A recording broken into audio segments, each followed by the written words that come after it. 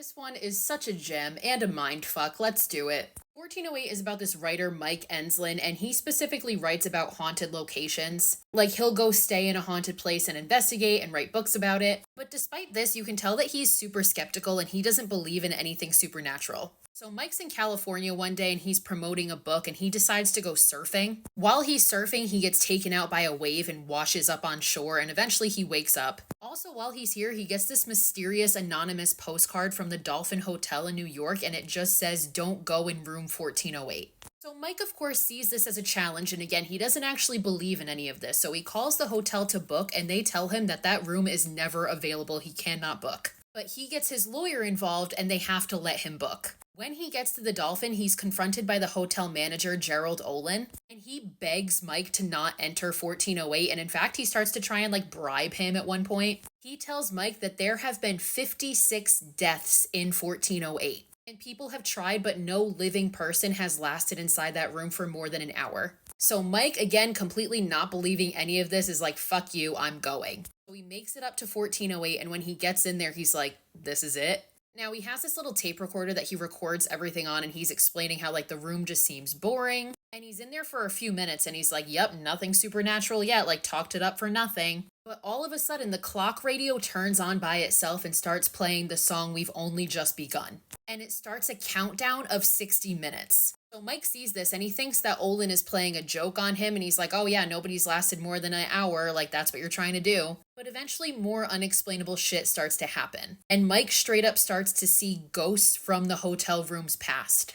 Mike also starts to see videos playing and images of his daughter Katie, who passed away from cancer. And at one point when he's looking out the window, it slams shut on his hand and injures him. So now he's had enough and he tries to leave, but the door will not open and the doorknob physically comes off. So he tries to call the front desk and he's like, okay, you guys win. I'm hurt. I want out. I'm checking out. But the voices on the phone keep saying weird shit to him. He is clearly not talking to anybody at the front desk. At one point, he looks out the window across the street and he sees this figure in the building across. But when he looks closer, he sees that it's himself. And behind him is this figure. And it turns out this figure is actually behind Mike and attacks him. At one point, Mike tries to exit his window and walk on the ledge to the next window, but suddenly all the windows disappear and they're gone.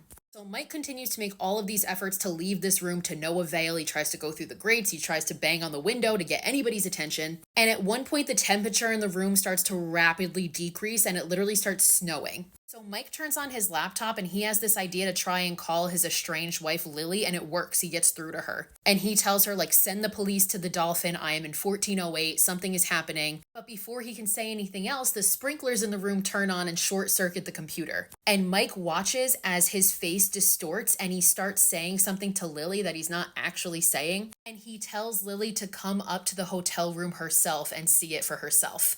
Obviously, that's the room trying to bring more victims in. At this point, the room starts to shake rapidly, and there is this portrait of this ocean scene above the fireplace. And all of a sudden, it bursts off the wall, and water starts rushing from it, and the room floods. So Mike starts drowning in it, but suddenly he wakes up, and he is once again on the beach after that surfing incident in California. Mike ends up in the hospital where Lily comes to visit him and he explains everything that happened in 1408. And she tells him, obviously that's not true. You never went to New York. You were in California the whole time. This must have just been a nightmare.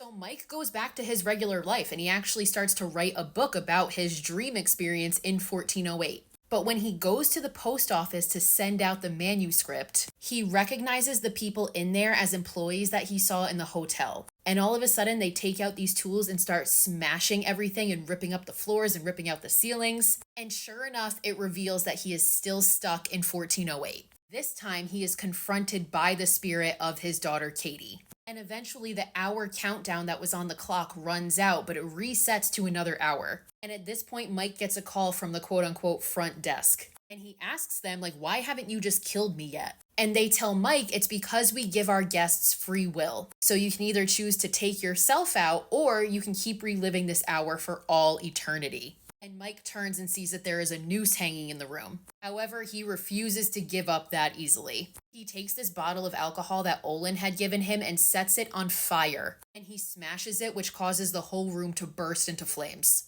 As this is happening, we see that Lily is approaching the hotel to go help him and she looks up and sees the room explode.